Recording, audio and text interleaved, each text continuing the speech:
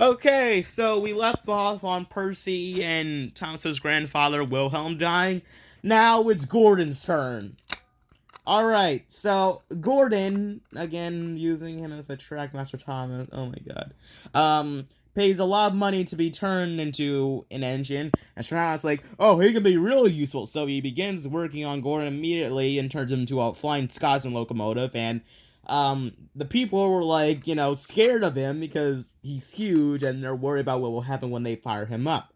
So one night when some of the rail staff went home for the day, Sir Topham Head and some of the other people, fired up Gordon. So, when they first fired up Gordon, he's complaining about the heat. It's like, oh my god, this heat is burning my engine. And, steam bellows from his engine.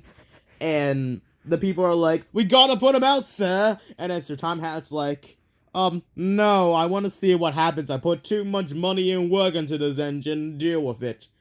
And all of a sudden, Gordon starts getting dents in his body because the heat is cooking him in the inside. Yeah, that's dark. And at the last moment when the people are allowed to act, it was too late. And, Gordon's eyes explode, then he explodes, and then yeah, Gordon's dead. So yeah, that happens. And some of the rail staff kind of got caught in the burning, although they didn't die. So they needed to transport them to a hospital. However, Sir Tom House like, no one must find out about the crimes I'm committing, or no one must arrest me. So they decide to take the risk and go to the hospital in Harold.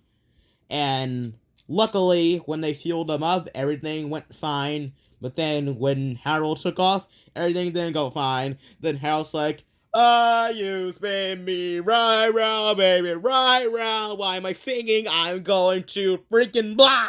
And he dies. So yeah, Harold's dead, Ninja people are dead, and now everyone knows about the crimes that Stradon's been committing. And yeah. So, Henry is the next biofuse engine created, and surprisingly, he actually works unlike the other engines. He doesn't have any problems, which is funny because in the actual TV series, he had lots of problems. Well, because he was out of shape. Whatever, so he helped clear the wreckage of Gordon and Harold's dead bodies and, dump them to the sea or whatever. Yeah, now real quick, gonna make a guess onto why Henry has somewhat of a big role in Shed 17, unlike the R engines. Apparently I heard that Henry is Paul's Vids, who is the creator of Shed 17, favorite character. So maybe that's the reason why Henry has somewhat of a big role in Shed 17, or I wouldn't say big role, but role in Shed 17, unlike the other engines. So yeah, one point, he and Keith Hartley are still cleaning up the wreckage, and since it was dark, all the sheds were looked the same as what Keith Hartley said.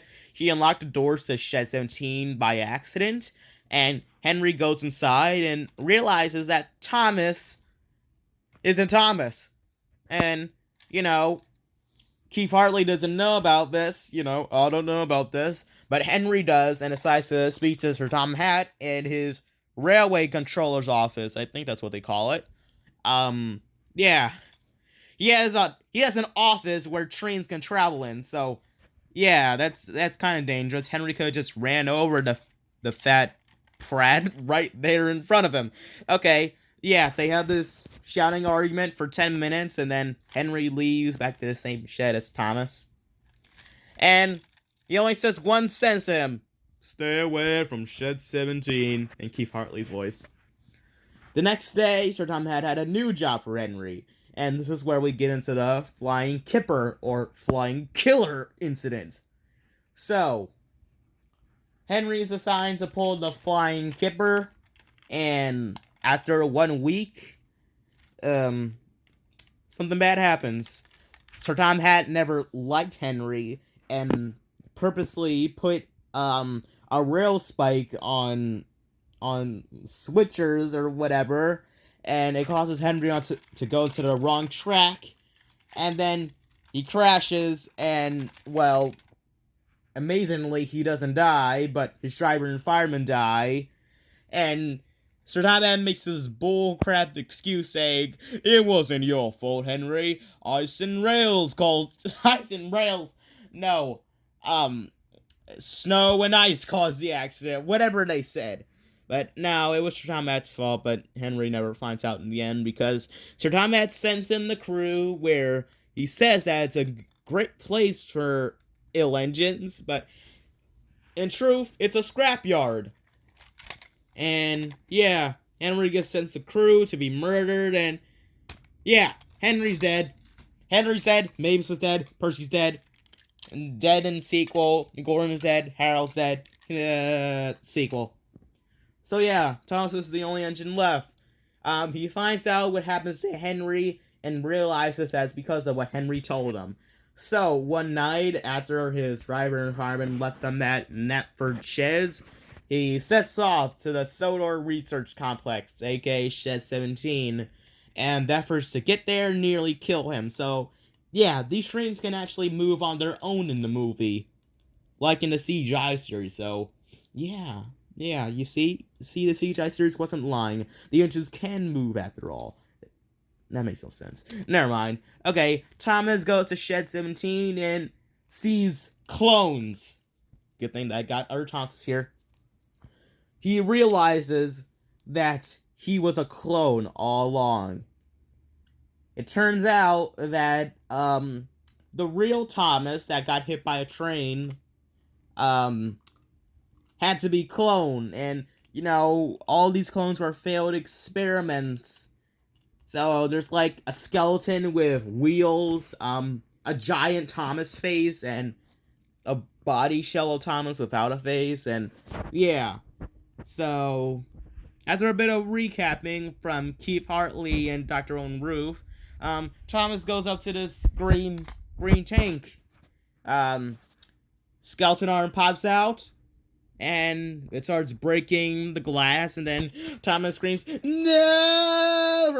for like 50 seconds or so, and then a skeleton jumps out of his skin, literally, and yeah, he basically starts dying, and his eyes roll into the back of his brain like his best friend did, and he tears his face off due to trauma, and yeah, his skeleton just starts screaming, like, "Rah!" So yeah, yeah, I guess Thomas is dead, maybe, not really, I don't know, whatever. So yeah, that happens, and then they talk about how Thomas, went through, like, 26 operations, or something. They try to make him alive again, that's what I'm trying to say here. So yeah, Biofuse was apparently shut down later on, and Sir Tom ran off with his money, and he's 102 years old. I don't know how someone this fat could be still alive, but yeah, it happens. Unfortunately, in China, aka the place where Young Bao lives, biofusion is still used, and yeah, that's the end of Shed 17. Until they show at the end of the video, they show a quick scene of Sunshine, believe it or not, from Tugs dying. And fun fact, he actually has Henry's face from when he was dying in the movie.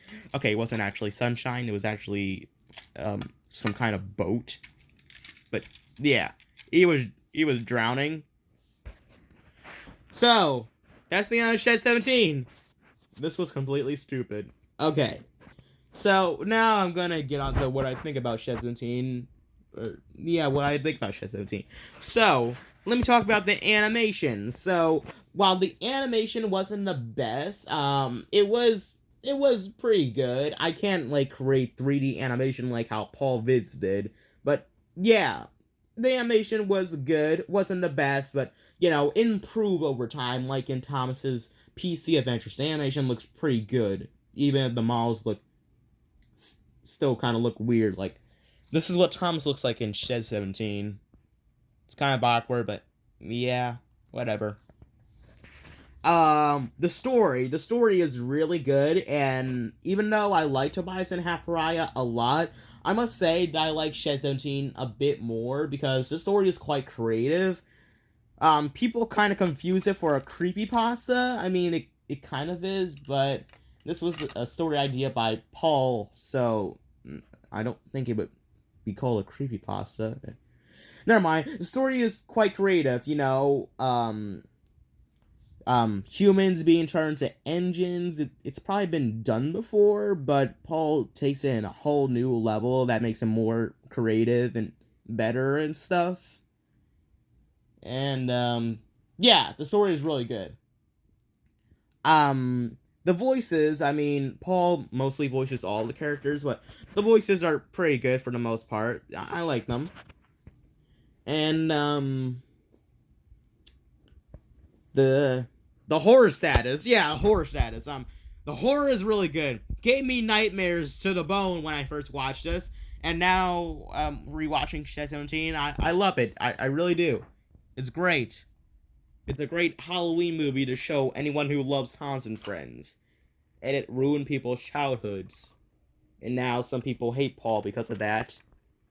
But too bad. Suck it up. The movie's not for children. Deal with it. But yeah, I don't know what else to say. If I were to give Shed 17 a rating out of 10, 10 out of 10. I don't know. I really like it. I like it that much. I really do. Yeah. I gotta put more depth into my reviews because they're just bad. You guys are saying the same thing. Don't deny it. They are bad. Okay? They're bad. My reviews are bad. So, yeah. So, Shed 17 is a great movie in my opinion, and if you hate it, that's okay. And if you guys like it, that's okay. I still think it's a great movie. But some people don't, which I guess makes sense. It's House of Friends was your childhood, and, you know, Paul completely ruined that childhood of yours, but you're gonna have to suck it up someday, because if the video is age-restricted, then that means that it's not for you, okay?